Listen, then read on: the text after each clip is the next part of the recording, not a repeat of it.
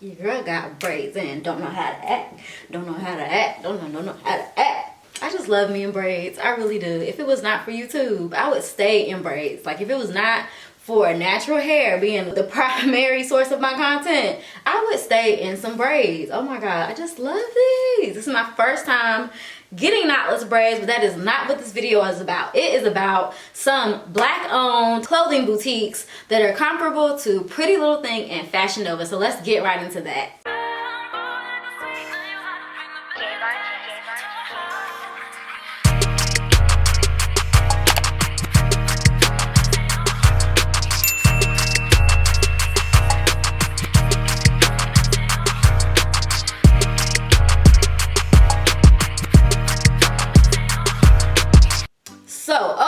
Few weeks I have been browsing online looking at different lists, and I have found 25, I think it's 25, maybe a couple more black owned clothing boutiques that compare to Fashion Nova and Pretty Little Thing, and actually a few of them are better. Let's go ahead and get right into it. The very first one is Sorella Boutique, and excuse my pronunciation of the names of some of these because I have not known about I would say about 75% of them I did not know about prior to sitting down over the last couple weeks and looking for them. So the first one is Sorella Boutique, and that one is owned by Heather Sanders. You guys might be familiar with her. She used to run around with the Kardashians, I think, but she has a boutique that is very, very similar to Pretty Little Thing. It even has an app. They do like the club wear, street wear. It's more like street wear. It was a lot of like cute sweatpants and those little like t-shirts and short sets. It was more of that, but they do have club outfits, and they were extremely cheap. People who like to shop at Pretty Little Thing, that was like their go-to black alternative. And just for the record, there is nothing wrong still shopping at Fashion Nova and Pretty Little Thing if that tickles your fancy.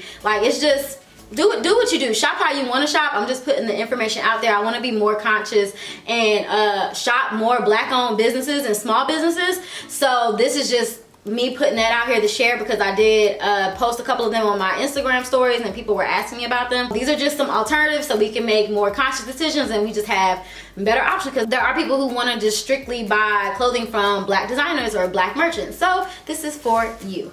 Anyway, the next one is gonna be Babes and Felines. This actually was on Beyonce's website, the Black Parade thing that she did, where she lists a whole bunch of black vendors and merchants for a whole variety of things. They were on there. Their clothing is very classy, very modest. They do cater to curvy and plus size girls. They also as well had like regular, small, medium, larges, but a lot of their models were plus size, so I'm assuming they cater to plus size girls. It was a lot of nudes, but it was also like really cute, like dressed up kind of clothing. I don't know. It was like, it wasn't quite professional because some of that stuff you can't wear to work, but it was like that. I don't know. It was cute stuff, and I'm gonna keep looking down because again, I have a long list. They will be in the description box of this video if you guys want to just go click and look. The next one is Shop Nicole Linnell. They had a lot of like cute trendy stuff. They had like really unique designs, not stuff that you see just everywhere. I will say about them, because I did try to buy a couple things off of their website, they sell out super quick, and their style is like this, I don't know, it's like an edgy pilgrim style. It's like flowy stuff, but it's got like cutouts, modern flowy ruffles. I mean, it was really cute stuff. The next one, I have no idea how to pronounce this brand. It's spelled SYXX. I don't know if that's Psych, I don't know. I'm gonna go with Sick brand, and they were very, very urban, very street. It had loud prints like cheetah prints, tie-dye, a bunch of florals. So if you like stuff like that, really gave me like vacation wear. It had street, club, and casual wear. It was very affordable, very inexpensive. So that's one of the ones. Them and the Sorella were very, very inexpensive. And when I say inexpensive, I mean like $14 crop tops, $20 shirts. I don't mind paying a little bit more if something is unique, but I'm not gonna be one of the people who's paying $50 for a t-shirt. That's just not me. I don't care how much money I make, I'm not paying that much for a t-shirt. The next one is gonna be Silhouette Styles, and they had a lot of solid, some casual, sexy, chic kind of clothes.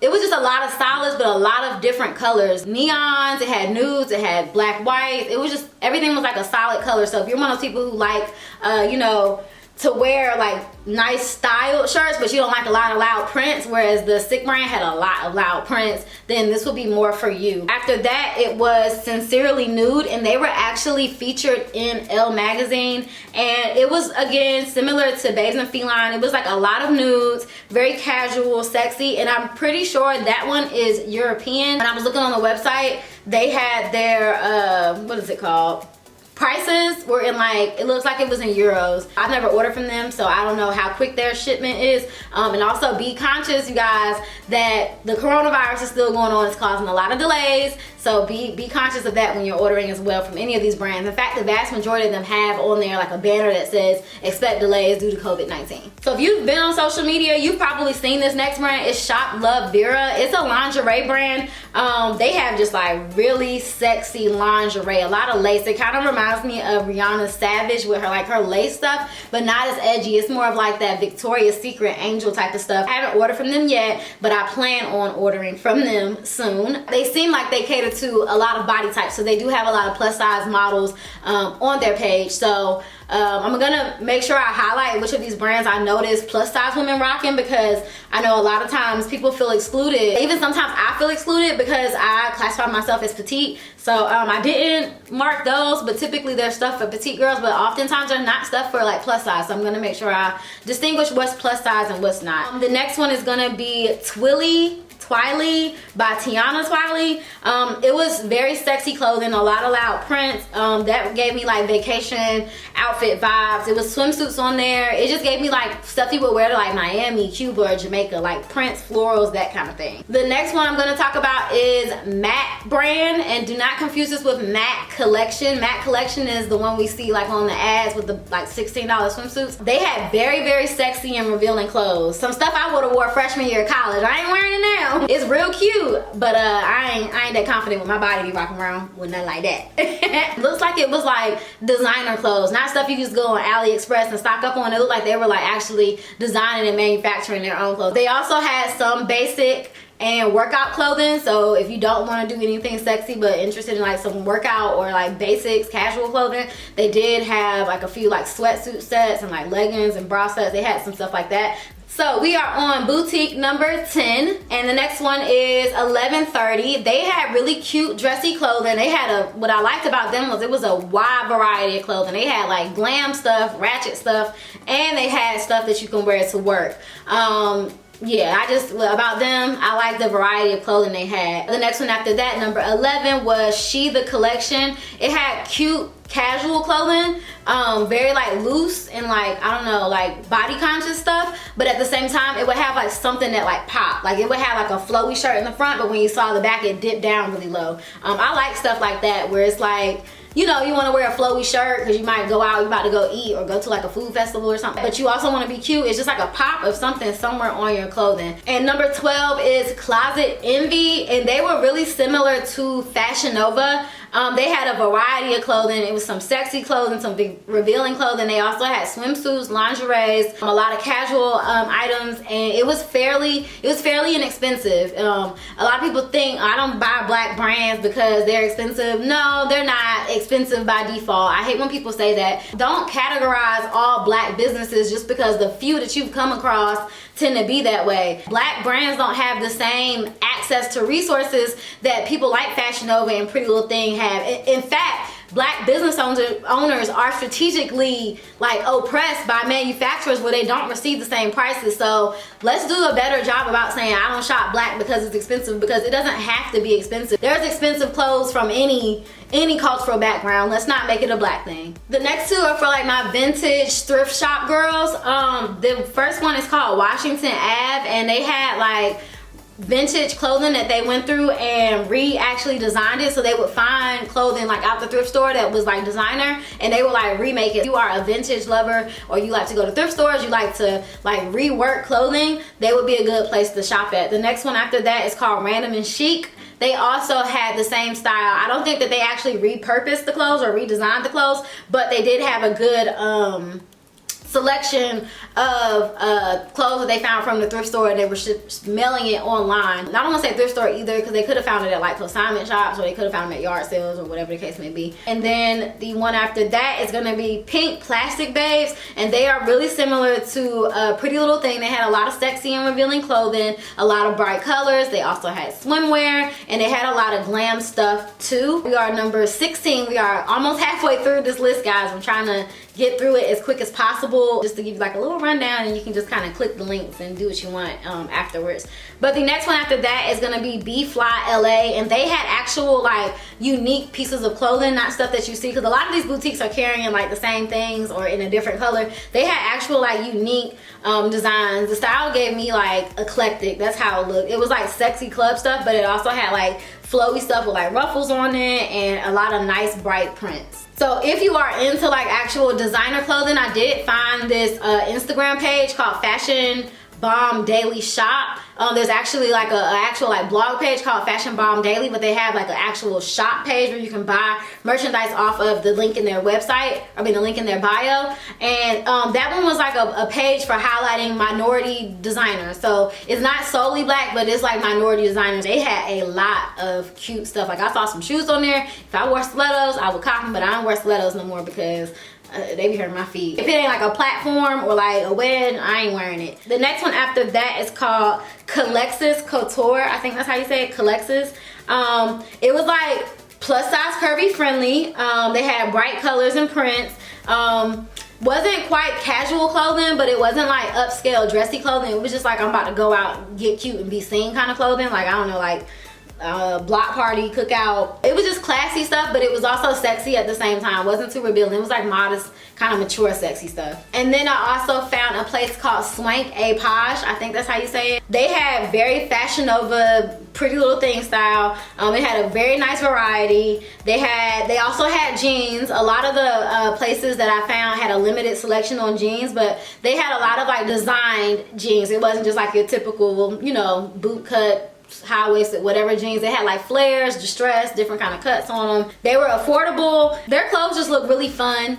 I think I'm gonna shop from there as well. I'm considering doing a clothing haul after I lose a little bit more weight. I'm still trying to get my corona weight together, my quarantine weight together. The one after that, number 20, we're almost done, Dolls Couture Boutique. That was a lot of glam stuff, like straight glam. It had a lot of pretty dresses. It was expensive, but this is like special occasion stuff. So if you're like going to an event and you're trying to spend some money on like a well-crafted pretty dress, this is where you want to shop for that. Also, I almost forgot about these. We're on number 21, Sonia Bees. I shop there. I like Sonia Bees. I've ordered from them probably about 4 or 5 times. They always ship right out the next day.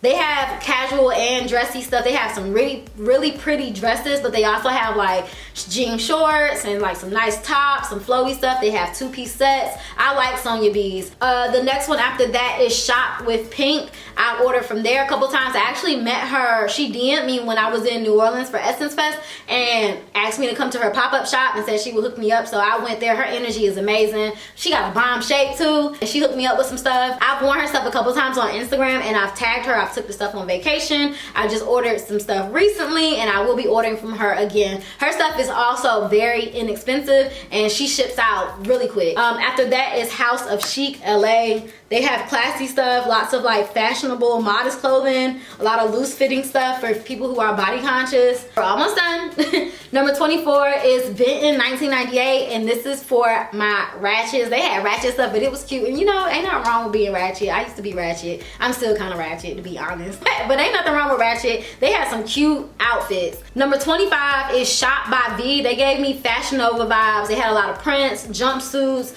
They had swimwear. They also had like those like fashion style jeans. The overall vibe for them was street and casual.